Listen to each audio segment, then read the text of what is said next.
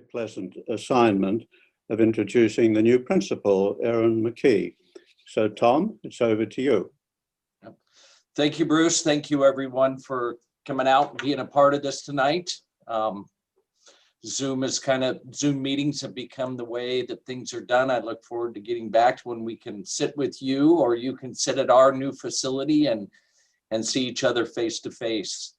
We're going to start out with Erin McKee, who's the planning principal and will be the new principal at the new middle school 6. She'll go through some details about herself, and then followed by a construction update and design update with the architect and the contractor. So Erin, if you want to share your screen, tell a little bit about yourself. Good evening. I'm Erin McKee, and I really appreciate you all inviting me to this Zoom event.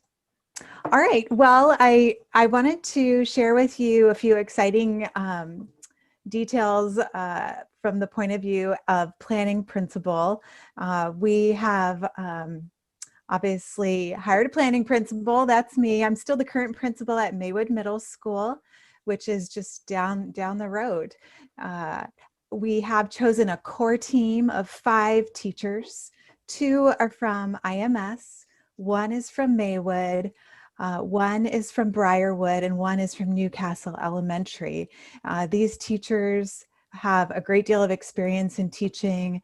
They are teacher leaders. They are just really smart, dedicated educators that I get to work with.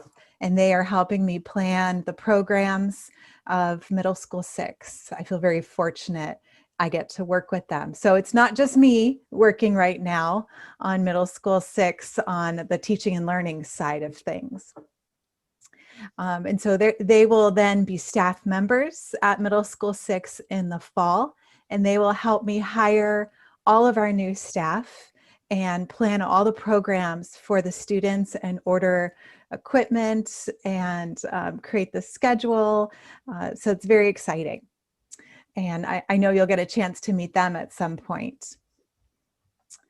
I did want to share some exciting breaking news with you. We may not have a name yet or a mascot, but we do have school colors. And after careful consideration, we've chosen blue and gold as our school colors. We thought that would be a nice, bright, exciting combination for our students. Our school name should be announced by the end of March, and our mascot should be chosen by the middle of March. Our students get to choose the mascot, so it's very exciting. Since this is just a special occasion and we may not have an opportunity like this in the future, I wanted to just share a little bit about myself, so you feel like you're starting to get to know me since we're going to be neighbors. I think middle school is a really pivotal time in students' lives. So I'm going to be vulnerable and share with you some middle school pictures of myself here. Middle school was a really hard time for me. And I think that's what drives me to make sure that all of our students feel like they belong, that they have someone that cares about them, and that they can reach their full potential at middle school. I also wanted to share some of my early inspirations. The reason I became a teacher, and I became a history teacher, was because of the influence of my grandparents. My grandmother, she just recently passed. She was a very important person in my life. She lived in Czechoslovakia, and she was a passive resistor when Hitler occupied her town.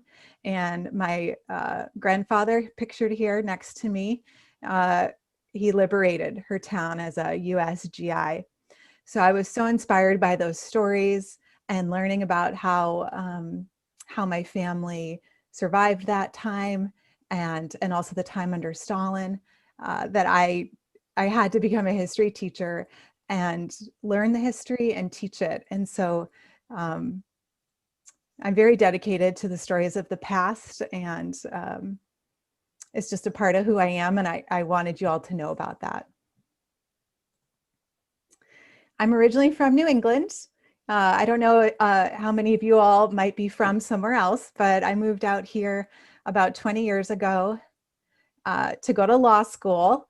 And law school didn't really work out for me. I found a different path, obviously, but I went to Keene State College in New Hampshire, got my sociology degree, came out here after I dropped out of law school. I went to Western Washington University to get my master's in teaching. And then after a few years teaching, I decided to go into leadership, and I completed principal school at UW-Tacoma. And I've taught in many different settings, elementary school, middle school, high school, and I was so glad to join the Issaquah School District. Back in 2014, I became the assistant principal at Liberty High School for 3 years. I've been at Maywood for 4 years, and I can't wait to just grow another amazing ISD school. I was thinking about what I really want you to know about me, not just my resume. And I want you to know that I have the courage to always do what is right, that I believe that I need to reflect, to grow and keep learning. I have a commitment to do better. I'm very dedicated to my health. And I think it's really important to get to know people and their stories. I think it's also really important to have fun too. And then outside of work, I'm really active outside with my family. We do gardening, biking, cross-country skiing, yoga, and I'm trying to train my young children how to camp and be good stewards of the earth. I have a 2-year-old daughter and a 5-year-old daughter. My 5-year-old will become an ISD kindergartner in the fall. And my husband is a high school administrator at Newport High School. So that's just a little bit about me, and we're going to be neighbors. So I want you to feel like you're starting to get to know me. I'm really excited to partner with Timber Ridge, and I'm so excited to build a really great middle school for Issaquah. Thank you, Erin.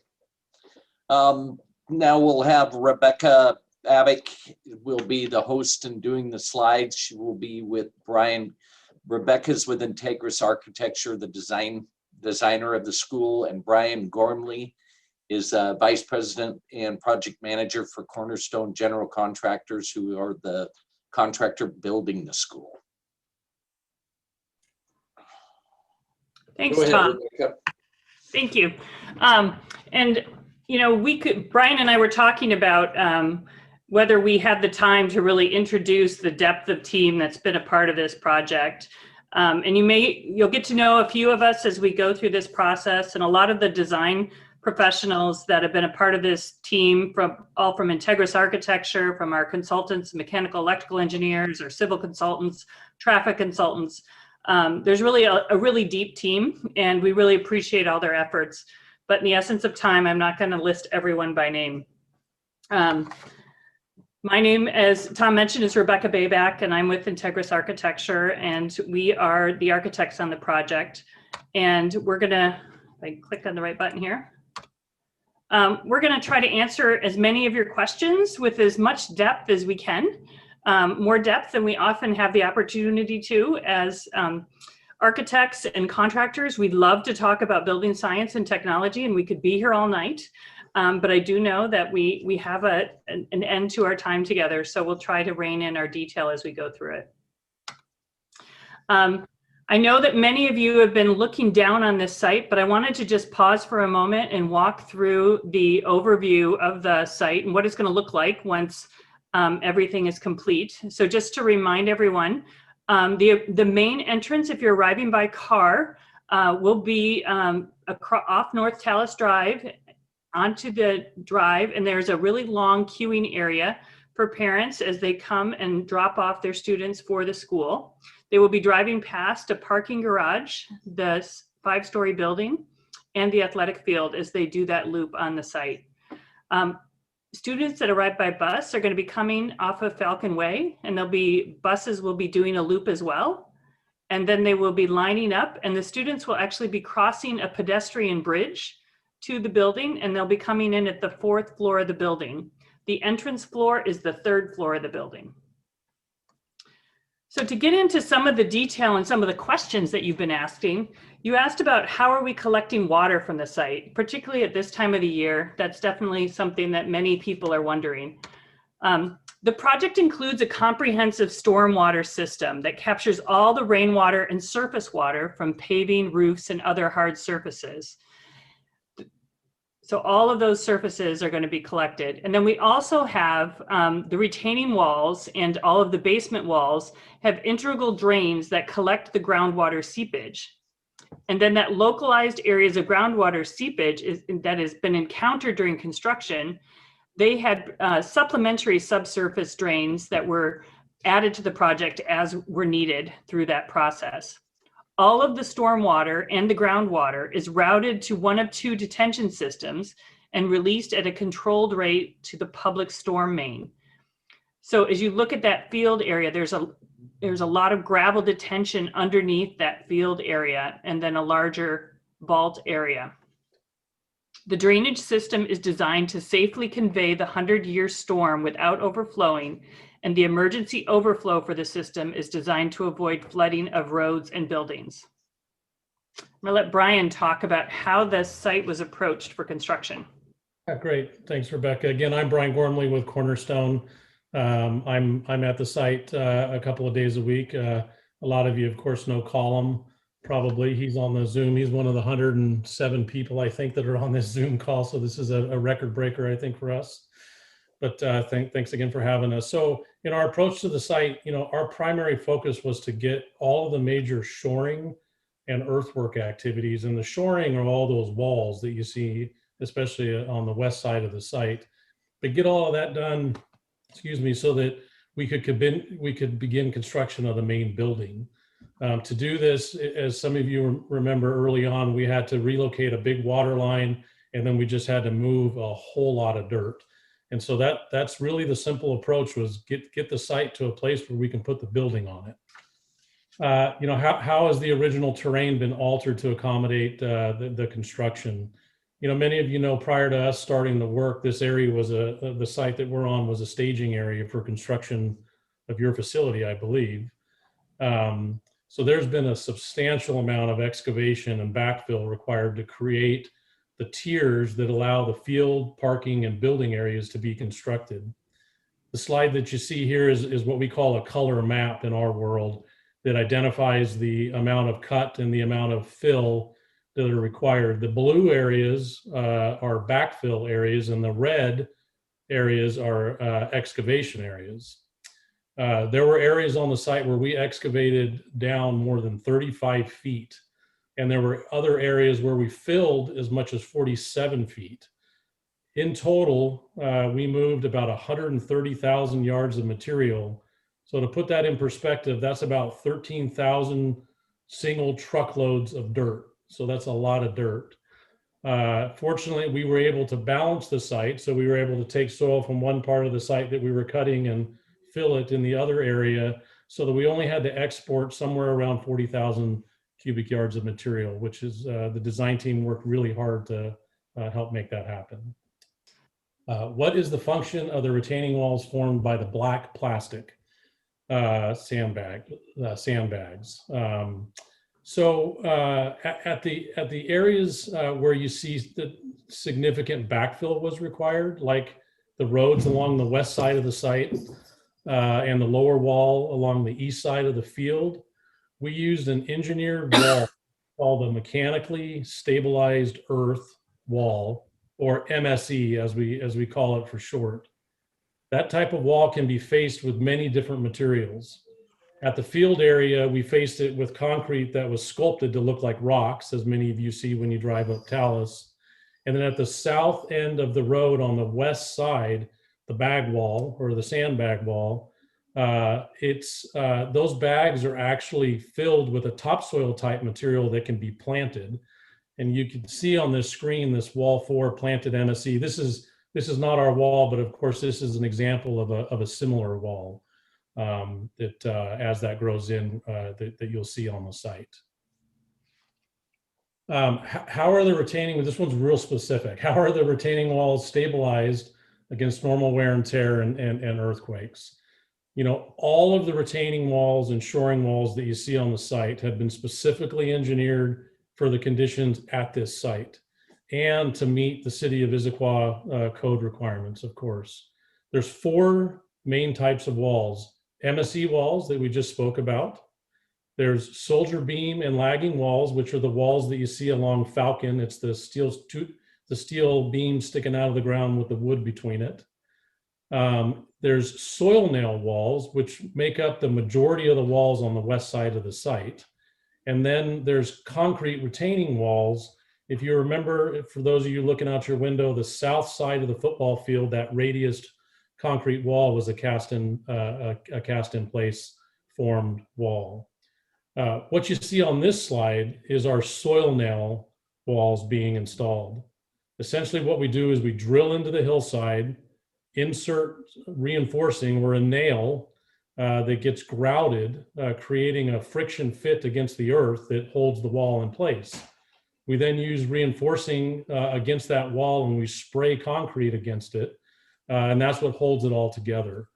And so there's not a lot of things to do to the wall after it's in, other than aesthetic elements. But essentially it's like a concrete wall. Once you place it, there's not a whole lot you do to it. You just have it be on your site and keep it clean. I'll hand it back over to Rebecca. Thanks, Brian.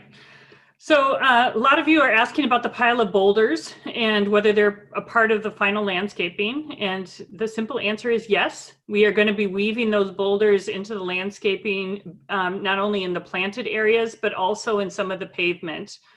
So they're definitely going to be integral parts of the site, and you'll be able to engage with them in different areas as you walk around the site. Will the landscaping include lots of evergreens? I thought about sharing your planting list with you, but it overwhelms those who are not responsible for putting them in the ground. So I thought I'd just share a few statistics. There's going to be 16 different tree species on the site, both deciduous and evergreens. The landscaping plan has been really tightly reviewed by the city and is definitely reinforcing a northwest feel. There'll be over 300 new trees, including the 200 evergreens, and 5,000 new shrubs and 3 different vine species. And there will also be over 50,000 square feet of ground cover. So the site will have a very established look as it ages over the years. Will the athletic field have synthetic turf or grass? It will have synthetic turf, very similar to this field from the school district. Will there be bleachers at the athletic field? Absolutely. There'll be bleacher seating for about 250 spectators on the site. Lots of questions about parking. As I mentioned in the overview, there is a 2-story parking garage that is being constructed just at the corner between Tallis and Falcon Way. We also have parallel parking on the site and traditional perpendicular parking down by the field area. And then when the school is not in session and there are events, we'll be able to use the bus area for parallel parking as well. So there'll be 161 stalls on the site. I'm just going to rattle off a couple questions and then I'm going to start answering them. But there are lots of questions about traffic. How will the traffic signal be managed to safely regulate the flow of parents' vehicles entering and leaving the school? Question about will there be cameras on Tallis to record vehicle speeds during school hours? And in the summer, we're anticipating there will be more resident traffic along Falcon Way. So I'm going to just switch to the site plan and start working my way through it, and I'll let Brian answer the summer traffic one in a minute. So as we start looking at the traffic on the site, it's important to keep in mind some of the requirements and what is yet to come. There will be a school zone speed limit of 20 miles an hour with flashing beacons. And there will be a brand new traffic signal at Northwest Tallis Drive. And there will be striping and signage at Falcon Way telling people not to block that area. And so specifically to tell you more about this traffic signal, it will have video detectors for every lane approaching the signal. The signal will be timed to adapt for school peak and off-peak periods. During the evenings or weekends, when there is little to no school traffic, the signal would rarely trigger for the turns into and out of the school driveway. The signal will have the ability to implement a flashing yellow arrow for the left turn into the school, which the city of Issaquah may elect to implement during off-peak periods so that those turns don't trigger a red signal for opposing movements. The traffic signal will have a signalized pedestrian crossing of the site access driveway.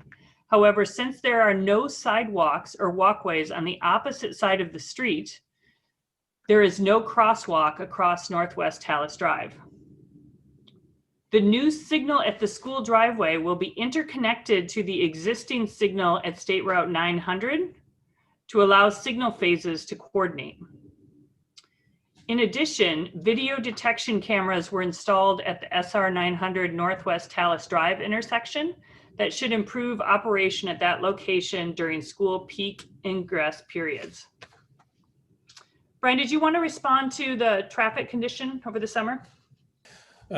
Yes, our intention is to not park along Falcon. I know that we sometimes have to chase some construction workers out of there. So we will continue to try to make that a priority to keep them off of Falcon altogether. But as the site, we finish up the site work here, as we get into the spring and early summer, there's opportunities that start to present themselves to have a little bit more parking on site. So two things. One, we'll continue to try to keep people off of Falcon. They really should not be there if they're construction folks.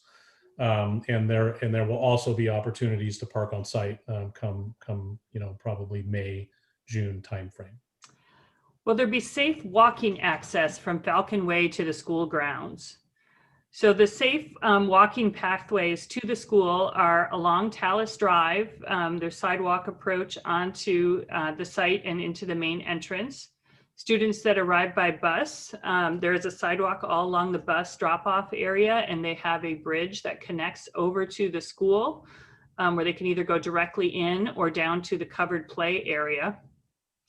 There are sidewalks along the parent drop-off area that lead students to the entrance points of the school. And then there will also be the trail connection that is a part of the landscape as it comes down the hillside. You have access to the parent drop-off area if you are working your way towards those bleacher seats on the field, or you can continue down the pathway and all the way back down to Tallis Drive via the trail. So there are multiple safe ways that you can walk to access the site. I mentioned the building plan just briefly, and I'm not going to walk you through all 5 floors, but the entry level we refer to as the 3rd level. And if you were to arrive by car and use our parking garage, it is a 2-story parking garage, and then you were to cross and come into the main entrance to the school, immediately to your left and right are administrative functions where the offices are and the school counselors. And and if you come straight on through that entryway, you would come right to the cafeteria common space, which has a platform or a stage area. And so it will be a very welcoming place if you're coming for different events. And then as you go through the doors to the cafeteria commons, you'll be able to look out across towards the fields. Also on this level, we have a covered play area, which is outside. And when we talk about the roof structure, you've probably been seeing the wood beams come in for that outdoor covered area. And so that's the building plan in a nutshell. And then, I'm sorry, I should have pointed out the blue and the green squares are classrooms of different sizes. So there were some questions about security and will there be cameras in the corridors and the restrooms. Yes, there will be cameras in the corridors. I'm going to let Erin, the principal, talk a little bit about the restrooms. Sure, yeah, no cameras in the restrooms. The question, we did get a question, how will restrooms accommodate for transgendered students? So I'm actively working with district leadership to learn more about best practices because they are potentially changing. However, I want you all to know that I'm committed to making sure that every single student feels like they belong and at our school and feel safe at our school. So if there were ever a situation, we would figure out a plan forward. At this time, we have restrooms on every floor, and the state law of Washington allows for students to use whichever restroom corresponds with their identity, how they see themselves. And so we do follow the law in terms of that. But if there were circumstances that were to come up, we are absolutely committed to making sure that every student feels safe and that they belong at our school. So I don't have information for you as to how we will sign our bathrooms, but that is something that we're actively looking into right now. So to talk more about the building, let's get into talking about the building structure, the systems, and a little bit more about the materials. So what are the features of the building's earthquake protection? The school utilizes a buckling restraint braced frames, and the buckling restrained brace frames are a newer seismic force or earthquake force or a force resisting system that gained popularity in the United States in the 90s and the 2000s. The brace consists of an outer shell steel casing, and inside is a steel plate that is embedded in grout. It is engineered such that during a large seismic event, the plate that is embedded in the grout stretches in tension, and this stretching creates heat, which allows the seismic force to dissipate. There's some questions about our complex roofing structure. The roof is primarily open web steel joists with decking on it. The covered play roof, which I pointed out when we looked at the plan, and that you can see it as the wood elements here where my arrow is where is made of glulam beams, and that's where the covered play is. And we have glulam beams in a few areas to really reflect that northwest character. And what added a lot of complexity that you're observing from above are the mechanical screens, as they require a lot of extra support to support not only themselves, but also any of the wind loads and other forces that will be exerted upon them. And most of the supports for that system is hidden in the ceiling and won't be seen once the building is complete. Brian, would you like to go tackle mechanicals? Great, thank you. This is another fairly complicated subject that I will try to not make complicated. So you can see there's a diagram here that tries to demonstrate what the main mechanical system is. This is a very simplified look, but essentially there's a chiller in the blue, and there's a boiler in the red. Blue is cold and red is hot. And that basically distributes through the entire building through a piping system that terminates in what's called a chilled beam. And the chilled beam has coils in it that essentially have the hot or the cold water run through it, that has an air handler unit in green that supplies air to that chilled beam that blows across those coils. So if the demand is calling for a cooler condition, then there's more of the cold water going to it. And if it's hotter, then there's more of the hot water, or any combination in between. That's really handled by a very complicated, I shouldn't say complicated, a very extensive control system that we could spend the whole time tonight talking about, but I'd put everybody to sleep if I did that, so I won't. But there was a specific question about the air return and outside air exchanges. So the return air system provides, in this building, is designed to provide 4 outside air exchanges per hour with recirculation of air occurring 9.5 times per hour, if you follow that. So essentially you're exchanging the air quite frequently throughout the entire day. Hopefully that was simplified enough. And if it was too simple, then feel free to ask more questions. Yeah. Oh, just a little nugget of detail in that the larger spaces such as the gym and the commons are served by a single zone air handling unit, for those who really want to get into some of those details. How do we maintain these, Tom? Well, the district has a well-established maintenance department that has experts in all the different areas.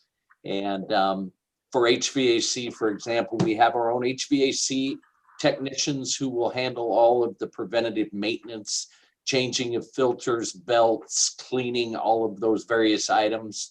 Anything major happens or there's a major issue, we would hire out, subcontract out to bring someone in that maybe has a little more expertise in the more complex portions or issues that can be in the HVAC system.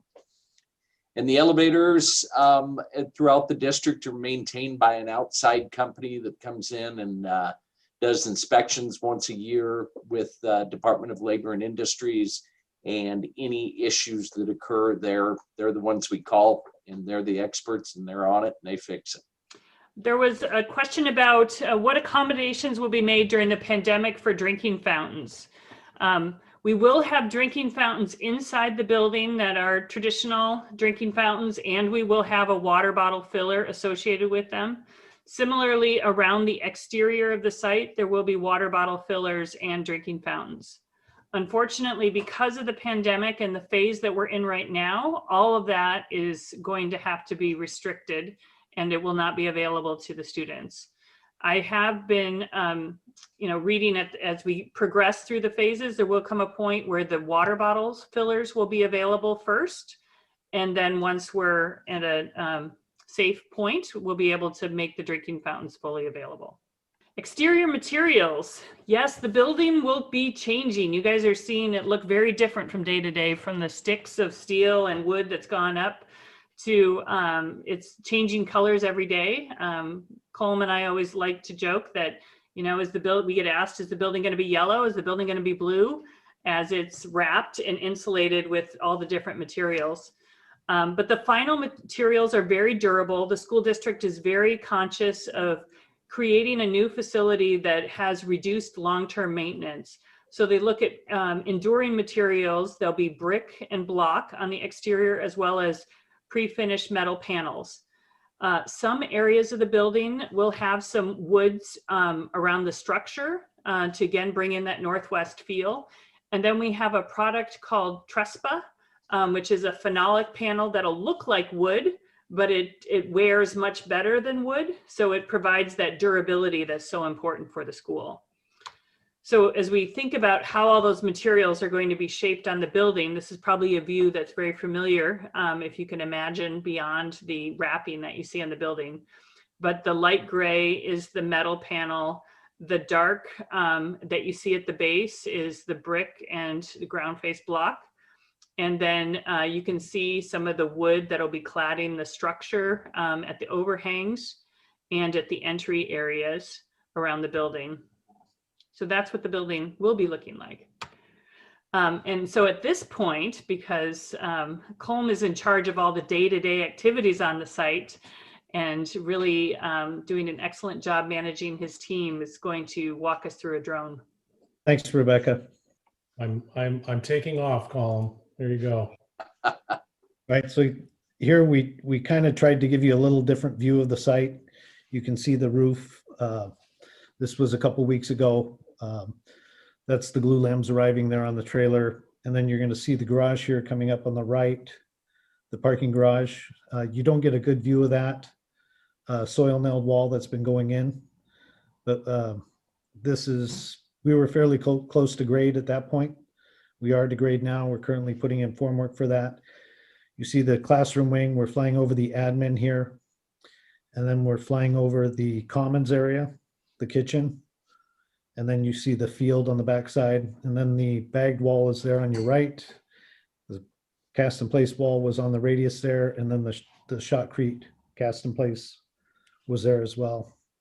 So now you're seeing the commons in the middle, the kitchen on the left, the covered play on the left, and then the drama on the right where the stage is. Also down below, you see the gym on the left, the aux gym in the middle.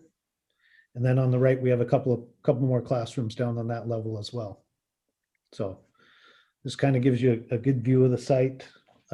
You see how much of that soil nail wall there is on your left, as well as below next to the gym. As you come out of the gym, there's that soil nail wall there that makes up the field.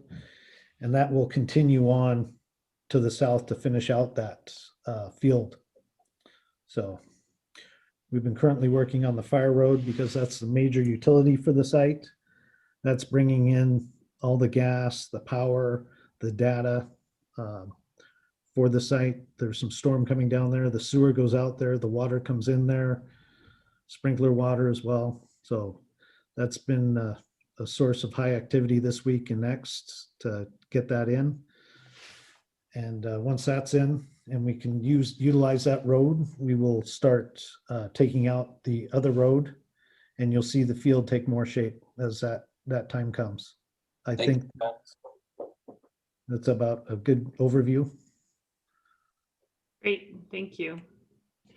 So that completes our presentation for tonight. I wanted to take this opportunity to answer a few questions in a few minutes that we have left. I know there was one question I saw pop up in the chat about whether buses, what the protocol would be when the buses are in the bus loop. Will they be idling or will they be turning their engines off?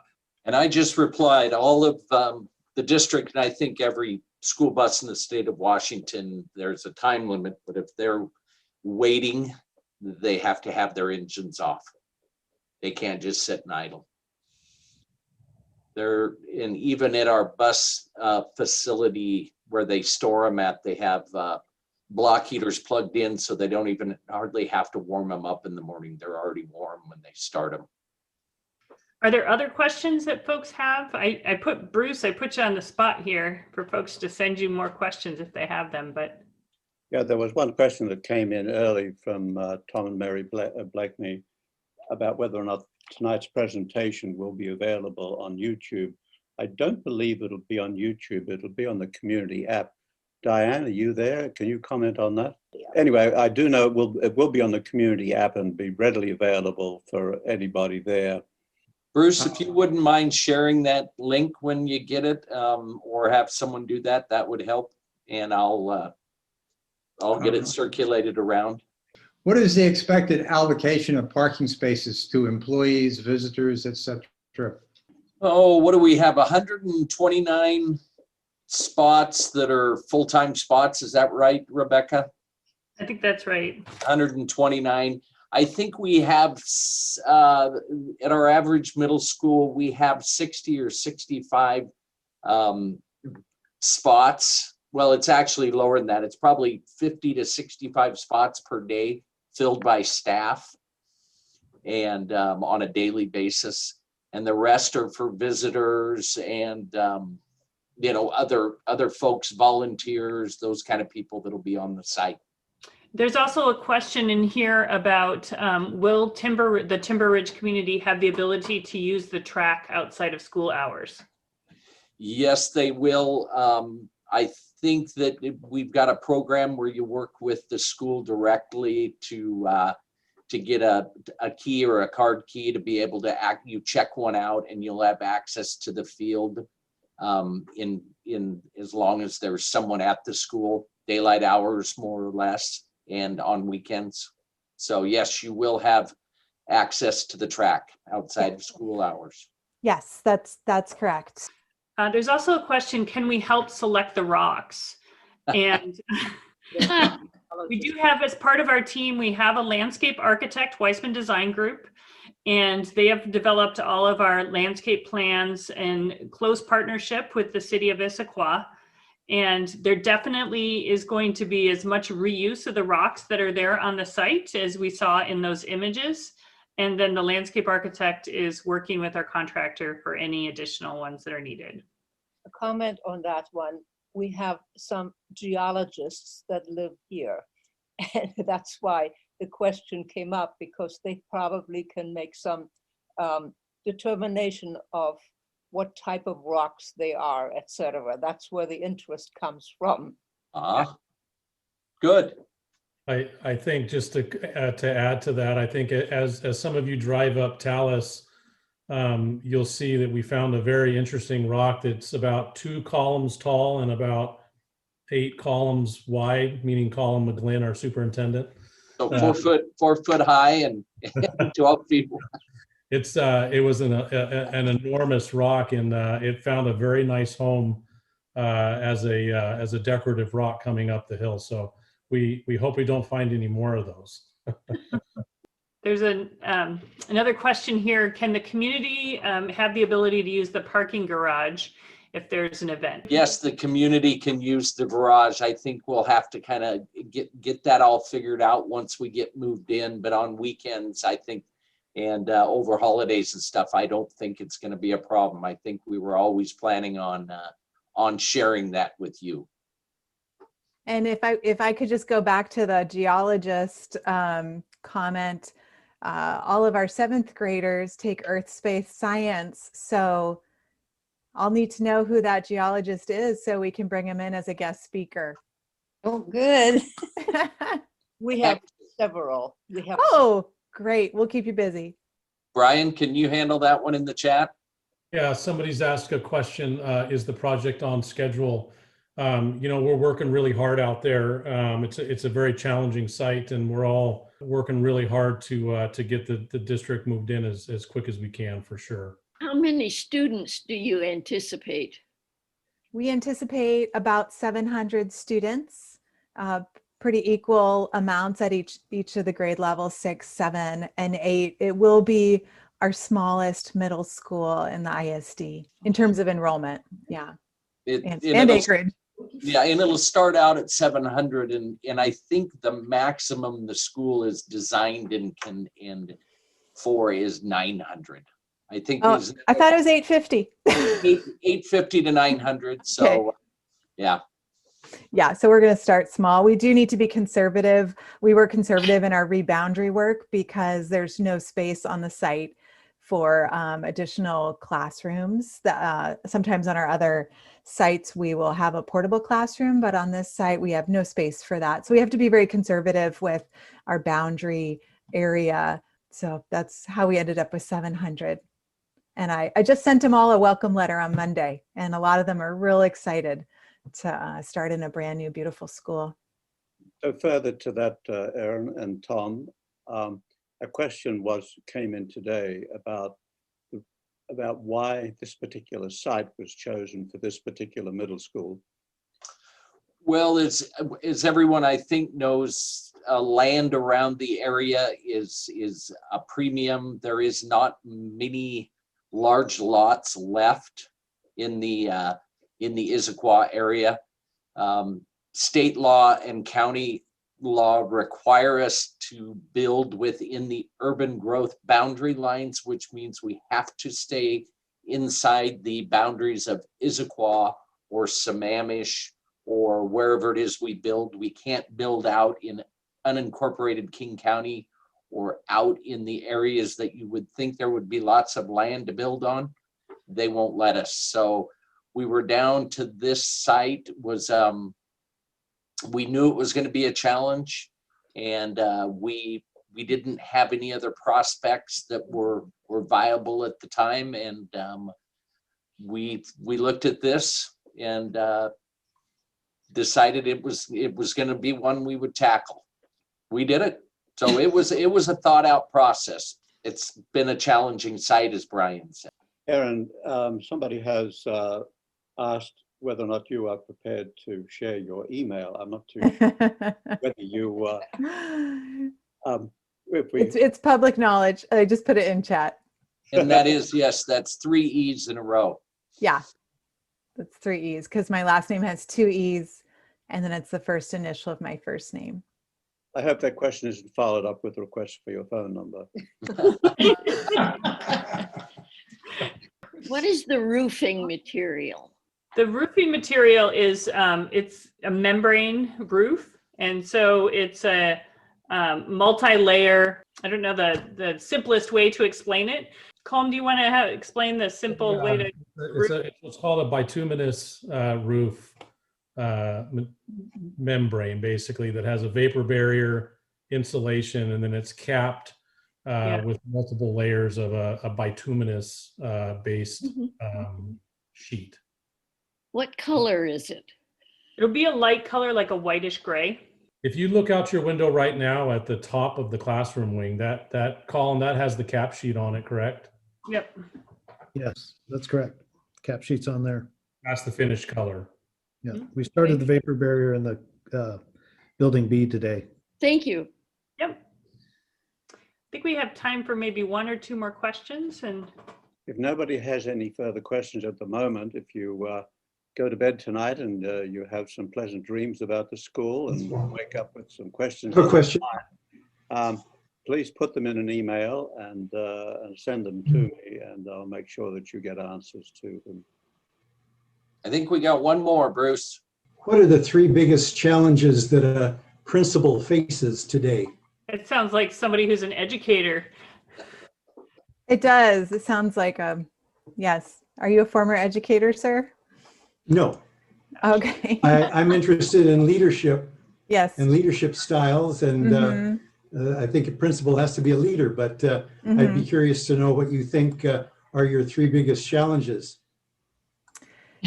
Yes, great question. I think the number one thing as a principal that you have to do is partner with people and kind of inspire a shared vision, right? That's what leadership is. And not everyone shares your vision, but you have to kind of make the case and inspire them and lead the way and kind of grow that over time.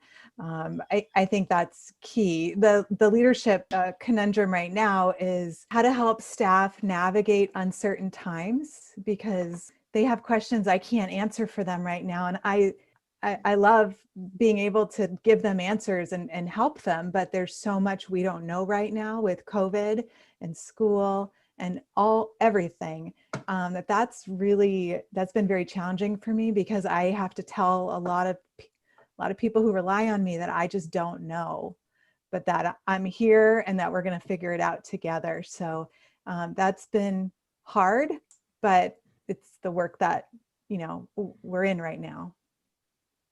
Erin, I have one quick question. Sure. There are quite a few people here. Timber Ridge comprises a lot of very, very highly professional people, and there was a lot of enthusiasm for the potential for mentoring students if the students are willing. When would be a good time for the Timber Ridge Committee to meet with you to talk about opportunities of that nature? I'm so glad that this question was asked. We have a really well-established mentoring program in the ISD. It's called Voice Mentor. And I'm not sure how much folks on this call know about the Voice Mentor program, but I would very much welcome volunteers for that mentorship program. I think you all on this call have a lot to give our middle schoolers. And speaking as a middle schooler myself who really struggled to find her way, I think I would have really benefited from a mentor when I was 12 or 13 years old, because you're really trying to figure out who you are and where you want to put your effort and who you want to spend time with. And it's really confusing time. So Bruce, I will give you more information and the point person for that mentorship program. It's a district program, but you, if you're interested, could say, I want to mentor middle school 6 students in particular. We wouldn't just, pair you up with, someone at a different school. That wouldn't make any sense.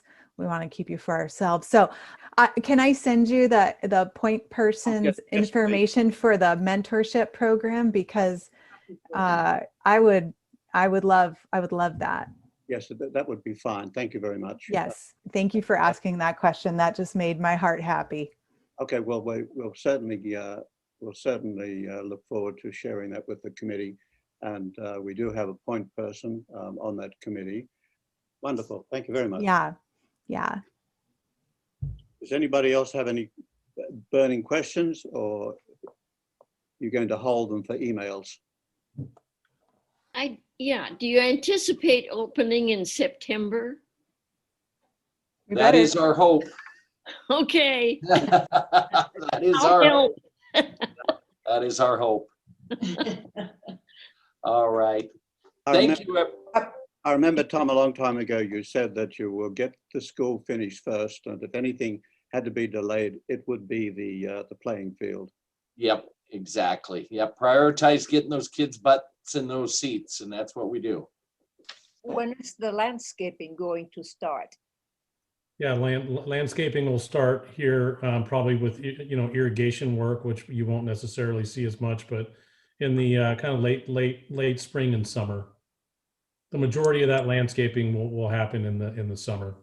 Yeah, I think we've probably reached the time limit for our. And also, I will, Bruce, I will forward you our school website. Yep. That just went live on Monday, and we will be pushing out curriculum information to our students because they are choosing their classes for next year. So it's not just for parents. If you want to check that out on our website next month, you're welcome to do so. Thank you, everyone. Have a good evening, and we look forward to seeing you all in the future. Thank you so much. Thank We you. really appreciate Thank it. you. Thank you. Bye-bye. Bye-bye. Bye.